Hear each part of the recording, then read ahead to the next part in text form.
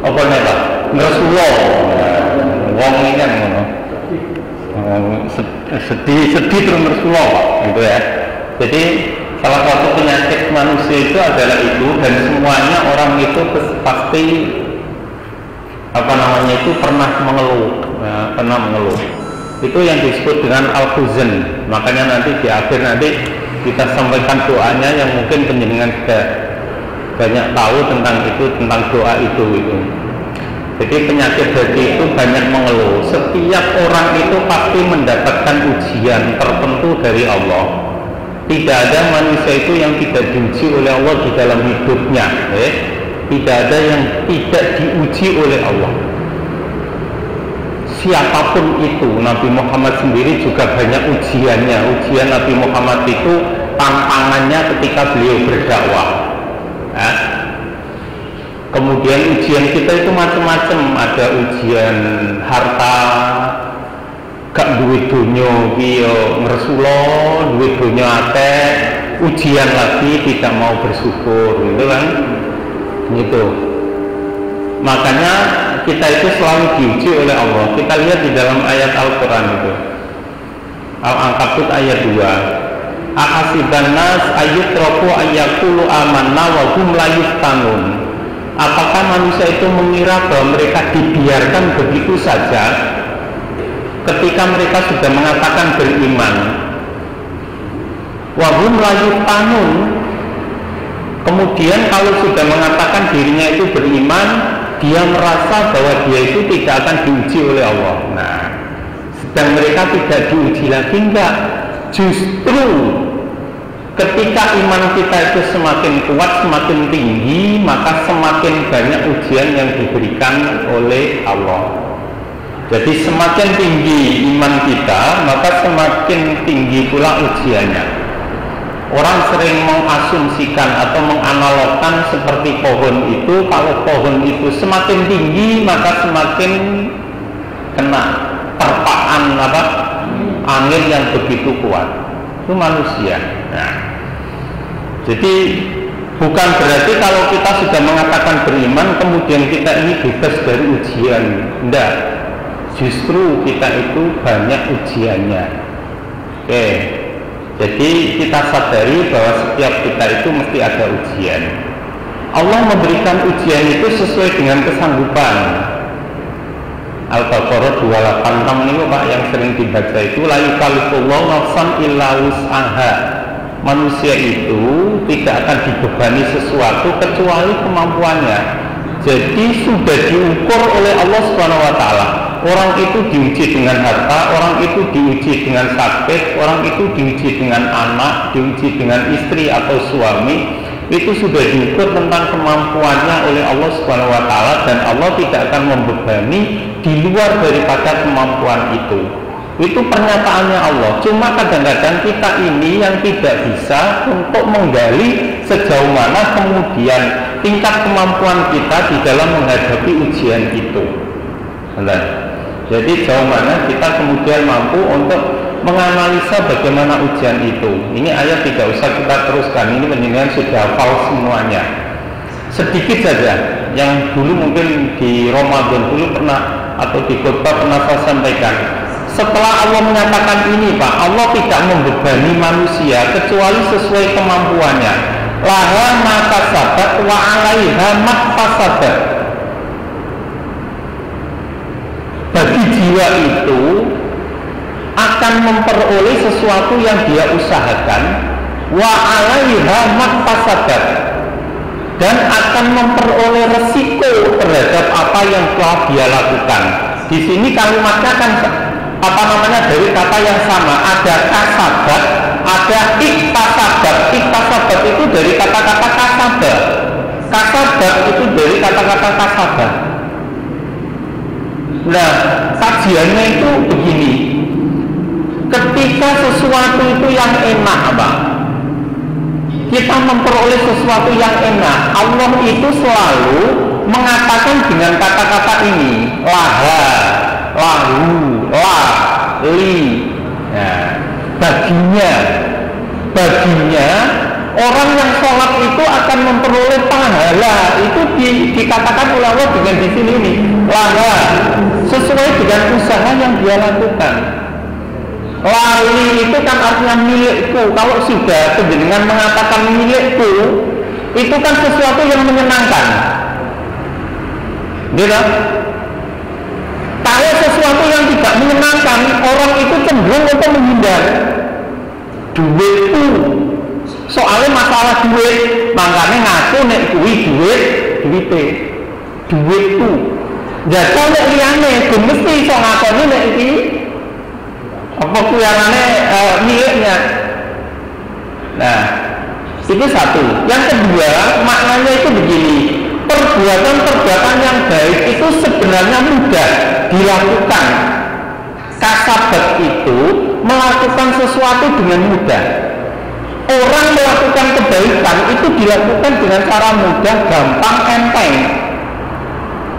Tapi kenapa kemudian itu menjadi berat, abot? Itu ada persoalan lain. Tetapi Allah menyatakan dengan kasabat.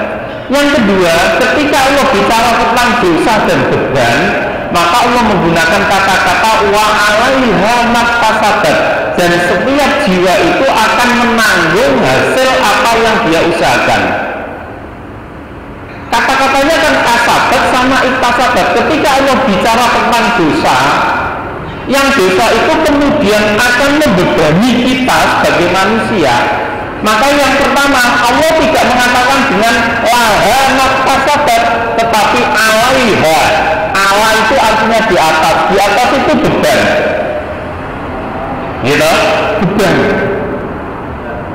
Nah, beban alaiha. Makanya kalau sudah bicara tentang dosa, tentang beban-beban yang akan ditimpakan oleh Allah kepada manusia yang berbuat salah, maka Allah selalu menggunakan ala. Wa 'alaiha, dan atas jiwa itu maktasabat. Yang kedua, Allah memakai kata-kata di sini iktasabat. Iktasabat itu apa? Perbuatan sesuatu yang di situ itu sebenarnya berat, sulit, penuh dengan resiko, tetapi orang itu tetap melakukan. Beda dengan kebaikan, Pak. Kebaikan itu disebut dengan kasabat. Kenapa? Perbuatannya itu mudah. Penjenengan sholat gampang sebenarnya, penjenengan ngaji gampang sebenarnya. Yora raga, karek ragat melek tak, karek ragat melek tak terus oleh ganjaran, kan ngoten. Itulah hak. Tetapi ketika orang itu mau berbuat dosa, iktasabat, penuh dengan usaha yang luar biasa sulitnya. Orang mau berzina, katakanlah bukan huyangan cek atau apa? Nera? Cek enak. Siapa yang ngerokok cek enak lima? Masa Pak Waki? Iktasabat, butuh rono untuk berzina itu butuh apa? Butuh duit. Ragat apa Pak? Ragat. Orang mau berjudi ragat, Pak. Mau minum-minuman ragat, itu namanya usaha yang penuh dengan kesulitan, ragat, tapi orang itu tetap akan melakukan. Makanya kemudian di situ dia akan diberikan beban oleh Allah yang berupa dosa, wa 'alaiha. Oke ya, itu sedikit saja. Ayat yang kedua, walaqad fatanna alladziina min qablihim, sesungguhnya kami telah menguji orang-orang yang sebelum mereka, maka sesungguhnya Allah mengetahui orang yang benar-benar, dan sesungguhnya Dia mengetahui orang yang dusta. Ketika kita itu diuji, Bapak sekalian, ketika kita diuji oleh Allah, maka sebenarnya itu adalah satu filter yang dilakukan oleh Allah. Sopo sing bener-bener imane, karo sopo wong sing bohong imane. Makanya di situ dikatakan oleh Allah, Al-Ankabut ayat 3 itu, fala ya'lamanallahu alladziina shadaqu wa la ya'lamannal kadhibin. Ketika kita diuji oleh Allah itu, maka kemudian Allah akan mengetahui siapa yang benar-benar imannya dan siapa yang imannya itu bohong. Nah, itu. Nah, berikutnya kita lihat sekarang ini kaitannya dengan kasratul huzri tadi. Manusia itu banyak ngeluh, keluh kesah. banyak ngersulo, ya. Itu diabadikan oleh Allah di dalam Al-Ma'arij, surat Al-Ma'arij surat ke-70 mulai ayat 19. Innal insana khuliqa halu'a, sesungguhnya manusia itu diciptakan selalu keluh kesah, ngersulo, grundel, orang nerimo, gitu kan, halu'a. Saya lanjutkan ayatnya dan nanti artinya penjenengan cari sendiri. Ida masarus syarru jazua, kalau dia itu ditimpa dengan kejelekan, sesuatu yang tidak enak, jazua, ngomel-ngomel, ngomel-ngomel, ngersulo, gerutu, terus boso-boso yang semakna apa niku? Kan ngono to? Allah wis ra seneng karo aku, Allah wis benci karo aku. Kan gitu ngomel-ngomel itu. Tapi sebaliknya, wa idza massahul khairu manu'a. Al-khair itu, Pak, al-khair itu artinya harta. Di dalam Al-Qur'an itu al-khair itu ada dua makna. Satu maknanya artinya kebaikan, yang kedua maknanya harta. Al-khair itu kadang-kadang disebut dengan harta, diartikan dengan harta. Misalnya ketika Allah bicara tentang waris, orang yang mau meninggal itu intaraka khairon, ketika dia meninggalkan harta, al-wasiyatu hendaklah berwasiat. Di situ Allah menyebut harta dengan al-khair, kebaikan. Nah di sini juga sama. Di surat surat pendek itu Pak Amir itu ada yang khair itu di surat pendek itu loh Pak. Bukan al-khair ada di surat pendek, lupa saya itu ada di surat pendek.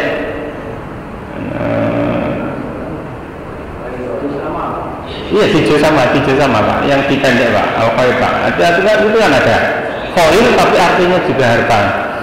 Yang ayat 21 itu, wa idza masahul khairu manu'a, dan apabila dia itu atau manusia itu diberi al-khair harta, manu'a itu pelit, bakil, metitil, kikir, medit, anak-anak yang bahasanya koreken, buat di koreken itu loh. Nek diuji dengan yang tidak baik, dia itu ngersulo, grundel, tidak menyenangkan grundel. Tapi nek dikei donya, manu'a itu sangat mencegah untuk bisa mengeluarkan hartanya sebagai kewajiban dia, orang yang berharta. Itu namanya manu'a. Nih, jadi kaitannya dengan itu tadi, suka mengeluhkan bagaimana. Salah satunya dicontohkan Allah di dalam 3 ayat ini. Terus, siapakah yang tidak terbiasa hidupnya itu ngersulo, dan siapakah yang hidupnya itu tidak pikir, maka kemudian disebutkan oleh Allah di dalam ayat ini, illal musallin, kecuali orang-orang yang sholat. Orang yang sholat yang bagaimana? Kita lihat di sini cirinya. Penjenengan wis sholat, itu didelok cirine nang kene. Alladzina hum ala sholatihim daimun. Wong sing ora gampang ngersulo, wong sing ora pikir, ora medhit, ora gampang grundel, kuwi wong sing sholat. Terus wong sing sholate duwe, alladzina hum ala sholatihim daimun, yaitu orang-orang yang sholatnya itu daim. Daim itu rutin, istiqomah, kontinu, orang kok asar sholat maghrib rai, isya sholat subuh kawanen, itu namanya sholat yang daim namanya. Penjenengan kan sering mendengar kata-kata mudawamah itu berkelanjutan, istiqomah itu loh. Sholat yang daim. Nah, orang yang sholat tapi sholatnya istiqomah. Jelas lah kita ini satu hari satu malam paling enggak bapak-bapak ini masuk jamaah mutakin terus sholat sedina semungi kurting telu atau papat kan gak mungkin loh. Saya yakin penjenengan itu sholatnya minimal sedina semungi ping 5. Engkau terus ditambah sholat sunahe nang omah, sholat duhae, sholat rawatibé, ya kan? Dan lain-lainnya. Itu kategori yang sholat yang daim. Daim itu yang istiqomah, apalagi penjenengan jamaah tetap dimutakin. Daim di sini juga, ya kan? Daim di sini, istiqomah penjenengan berada di sini itu. Terus ciri yang kedua, orang yang sholat itu adalah walladzina hum fi amwalihim haqqun ma'lum. Yang kedua, yaitu orang-orang yang di dalam hartanya itu ada hak yang harus dipenuhi. Ada hak yang harus dipenuhi. Sekecil apapun atau sebesar apapun, di situ ada hak yang harus dipenuhi. Hak dalam maksud hak itu hak di situ bukan hak dalam bahasa Indonesia, artinya kewajiban yang harus dipenuhi. Nah, penjenengan tahu sendiri, ada sedekah, ada zakat, ada infak dan seterusnya itu. Oke. Lisaili wal mahrum. Lisail. Kewajiban kepada siapa terhadap harta yang kita punya itu, yaitu kewajiban kita untuk memberi sebagian dari harta kita itu lisaili bagi orang yang minta-minta. Ini aturannya dulu kan pernah saya sampaikan loh Pak, wong nek duwe kok jaluan kuwi padha karo ngrawuhi sampai hilang dagingnya. Ngono lah ya. Nek kok duwe maksudnya kadang-kadang itu saya itu prihatin ada orang para peminta para apa itu kemudian ternyata begitu terbongkar di rumah di kampung halamannya punya banyak sapi, punya sawah yang apa namanya itu yang lebar dan seterusnya. Kan pernah apa itu ada yang menyimpan di gerobaknya uang sampai 40 juta dan seterusnya itu. Lisail ya, bagi orang yang minta-minta. Yang kedua al-mahrum, ini juga pernah kita singgung, yaitu kepada orang-orang yang sebenarnya dia itu nggak punya tapi mahrum. Mahrum itu menjaga diri dan kehormatannya untuk tidak minta-minta. Nah, itu butuh empati dan apa namanya kepekaan sosial kita, gitu loh. Butuh empati dan kepekaan sosial kita. Itu al-mahrum. Karena apa? Ada tipe manusia itu yang mereka itu sebenarnya tidak punya, tapi tidak mau minta. Itu kategori yang disebut dengan al-mahrum, menjaga diri, menjaga kehormatannya untuk tidak meminta-minta. Makanya orang yang punya ini yang kemudian peka dengan kondisi seperti itu. Jadi ciri ini mau sholat daim terhadap hartanya ada kewajiban. Walladzina yusaddiquna biyaumiddin. Orang yang sholat yang baik yang tidak pernah mengeluh itu adalah orang yang membenarkan adanya hari kiamat, yaumiddin. Membenarkan yusaddiquna itu membenarkan, meyakini bahwa nanti akan ada hari kiamat.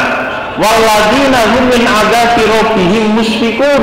Dan orang-orang yang terhadap siksa Tuhannya mereka sangat khawatir, mereka sangat takut. Ya. Tapi jangan terlalu takut, sing tak contohnya inginane terlalu takut dan trauma, khawatir mlebu neraka, akhirnya sampai stres malah justru ora sholat. Ini tetap kita ini walladzina hum min adzabi rabbihim, tetap kita ini khawatir bahwa kita ini disiksa oleh Allah, tapi tidak menjadikan kita kemudian menjadi orang-orang yang traumatik. Ya, ada kekhawatiran itu betul. Terus lagi ayatnya ini kita habiskan, inna adzaba rabbihim ghairu ma'mun. Sesungguhnya siksa Tuhan mereka itu ghairu ma'mun, tidak akan bisa orang itu aman dari siksa Allah. Artinya bagi orang-orang yang berdosa itu tidak akan merasa aman dari siksa Allah Subhanahu wa Ta'ala. Tetap akan diperhitungkan sesuai dengan amal perbuatan yang mereka lakukan. Wairu makmun. Walladzina hum li furujihim hafidun, dan orang-orang ini yang hampir seperti dalam surat Al-Mu'minun itu, orang-orang yang menjaga farjinya. Farji nopo farji, Pak? Farji. Oh, nek Farjo nopo dulu Pak Kepala Semkat Muhammadiyah II itu kan namanya juga Pak Farji almarhum. Namanya Farji. Yo rene Muhammad tapi Muhammad maka malah sorowi ya. Nah, ini Farji ini ya rada. Itu baik. Farji. Ya kadang-kadang orang ya kalau misalnya itu kan lebih cenderung ke nama Jawa toh Pak ya? Itu kan lebih cenderung ke nama Jawa, tapi kemudian di Arabnya itu kemudian ada dan maknanya itu mengarah ke situ gitu kan. Jadi walladzina hum li furujihim hafidun, dan orang-orang yang terhadap farjinya mereka bisa menjaga. Illa ala azwajihim aw ma malakat aymanuhum fa innahum ghairu malumin, kecuali kepada istri atau budak-budak yang mereka miliki. Fa innahum ghairu malumin, dan sehingga mereka itu tidak tercela untuk melakukan itu. Famanit tawa waro azalika faulaika humul adun.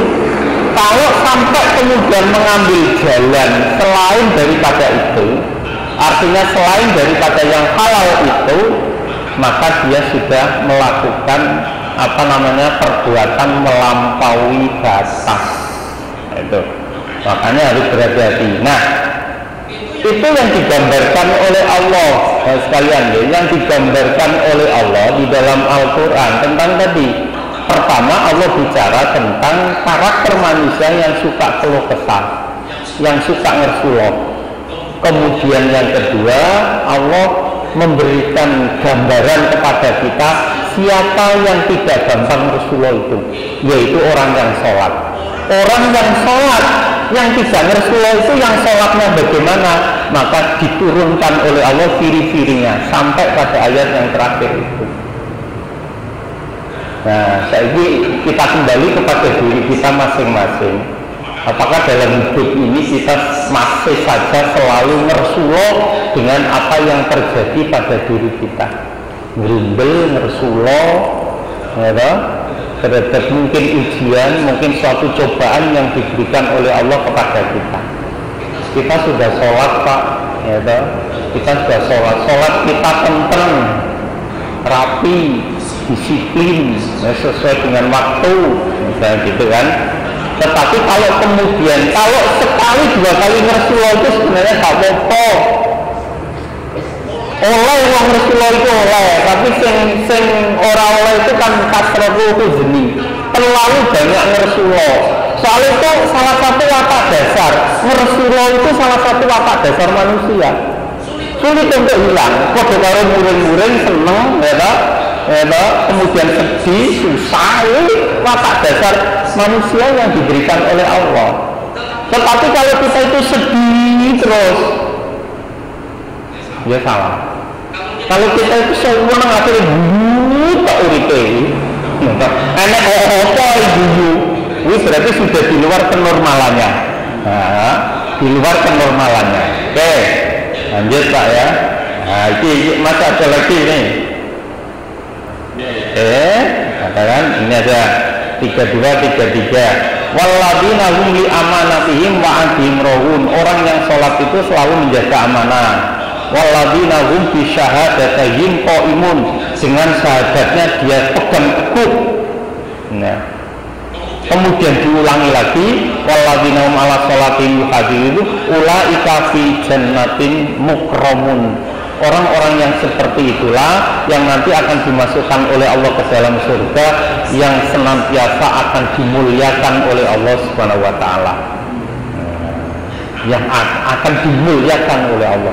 Lah wong jamaah itu kudu diseneng ngono kan gitu kan, kudu diseneng ya kan, bahwa nanti akan ketika kita berada di surga itu akan benar-benar dimuliakan oleh Allah Subhanahu wa taala. Ini Pak, doa kita itu ini Pak.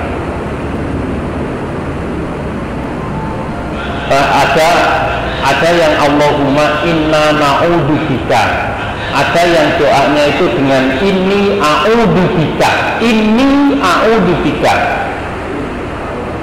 Makanya ada genetikanya ada Pak, kalau penjenengan itu khotbah atau memimpin doa, yang doa itu bersama, maka penjenengan itu kalau ada kalimat yang namanya kalimat mutakalim itu yang mengarah pada dirinya, itu penjenengan hendaknya memakai kata-kata kami. Inna na'udzubika. Kalau penjenengan misalnya memimpin doa, kok ini sesungguhnya saya, a'udzu aku berlindung, itu berarti doa penjenengan itu hanya untuk penjenengan diri. Terus diamini karo jamaah, dilawat dikabulne, sing oleh bejo sapa? Mame. Tapi kalau penjenengan itu memakai kata ini namanya ada mutakalim gitu kan. Inna na'udzubika, sesungguhnya kami berlindung kepadamu ya Allah.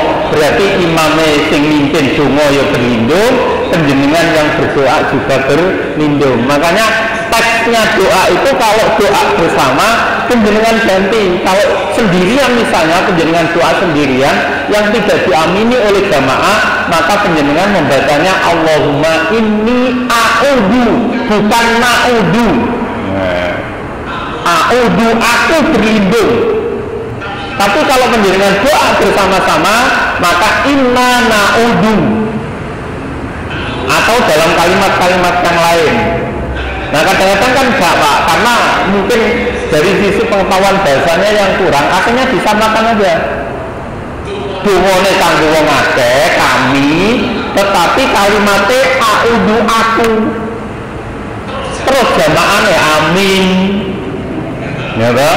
Berarti jamaahane kuwi ndongakno muga-muga terkabul kanggo imame. Ngono lho Pak. Kuwi wae siane ngono. Makanya nenek khotbah terus donga yang kemudian itu untuk banyak. Kok ini misalnya, ini a'udzubika, aku berlindung kepadamu. Itu kan, aku berlindung kepadamu. Penjenengan kok tahu, wah itu berarti sing pengen didongakne kur imam tok, jamaah ora didongakne. Ngono lho, itu dari sisi bahasa itu begitu. Nah, sekarang kita maknakan ini, masa ada waktu sekitar 5 menit ini. Kita maknakan 40 Bang ya. Menit ya. Oke. Kita maknakan di sini.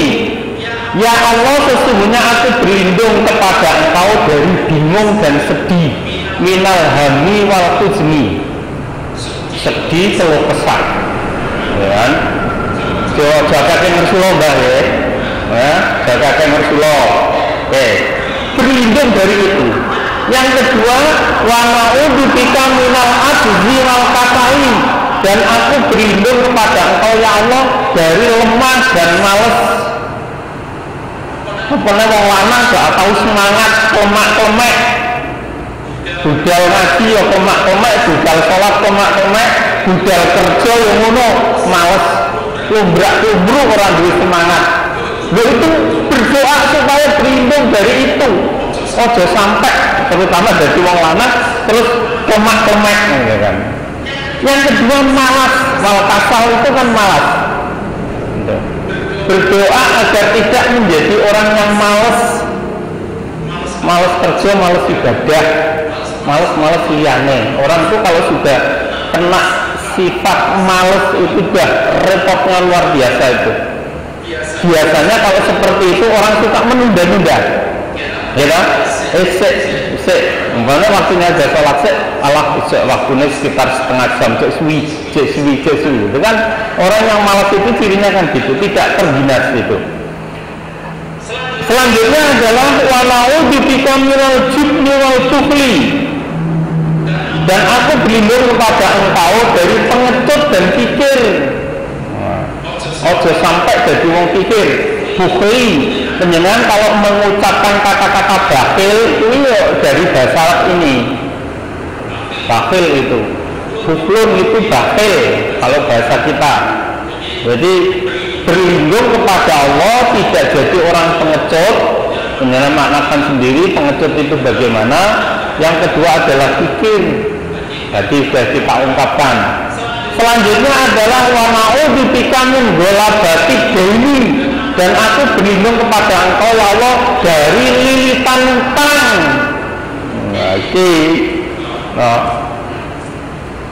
Pegawai ini tahu utang bank itu kan rada potongannya. Iya kan ya, rada potongannya. Semakin banyak utang bank maka semakin banyak potongan. Kalau orang itu nggak punya potongan, saru. Ingat, utang biasa kalau kita butuh, tetapi kalau terlilit utang itu, ghalabati daini itu terlilit utang, gitu loh kan. Terlilit utang terlalu banyak. Kadang-kadang karena pola hidup kita itu yang mungkin besar, apa istilahnya, pasak daripada tiang, besar pengeluaran daripada pemasukan, yang sifat hedonis itu serba ingin menuruti kenikmatan yang dia inginkan, maka kemudian kadang-kadang kita ini terlilit utang yang banyak. Maka doa kita itu adalah mudah-mudahan kita ini tidak menjadi orang yang terlilit utang. Gali lubang tutup lubang, utang nang kono nutup kono, utang nang kono nutup kono, kono terus uripe. Jadi kita harus punya manajemen ekonomi yang bagus itu, dalam arti apa? Oh ya, saya punya ini, maka makan saya harus begini, pola makan saya begini. Itu betul-betul harus bisa diatur, Pak. Kalau tidak begitu, kita kalau sudah seperti ini. Nah, yang kedua, kalau penjenengan misalnya punya keinginan, jangan menuruti keinginan, tapi turutilah kebutuhan penjenengan yang pokok sesuai dengan kemampuan. Kalau menuruti keinginan itu tidak terbatas. Dua ini pengen dua motor Supra, pengen Vario, dua Vario, pengen mobil, terus seperti itu. Tapi kalau sudah tidak bisa memenuhi dan keinginannya terlalu kuat, artinya jalan pintasnya kan itu. Yang berikutnya adalah kita berlindung kepada Allah Subhanahu Wa Taala, wa qahri rijal, kesewenang-wenangan manusia. Tidak ingin punya pemimpin yang dolim, tidak ingin kita punya bapak atau menjadi bapak yang senantiasa sewenang-wenang pada anak, dan seterusnya. Itu qahri rijal, dalam tekanan orang lain yang luar biasa. Nah, kita selalu berlindung dengan itu. Nah, ini doanya. Mungkin penjenengan nanti bisa menghafalkan itu, Pak ya, supaya sing diutang dengan gampang nyaur, orang utang kan? Terus yang susah ya nang hilang susahe, yang biasanya ngersulo hilang ngersulone, nah itu kan. Nah ini ya, ini doa resep yang apa namanya itu yang sering kita dengar di dalam doa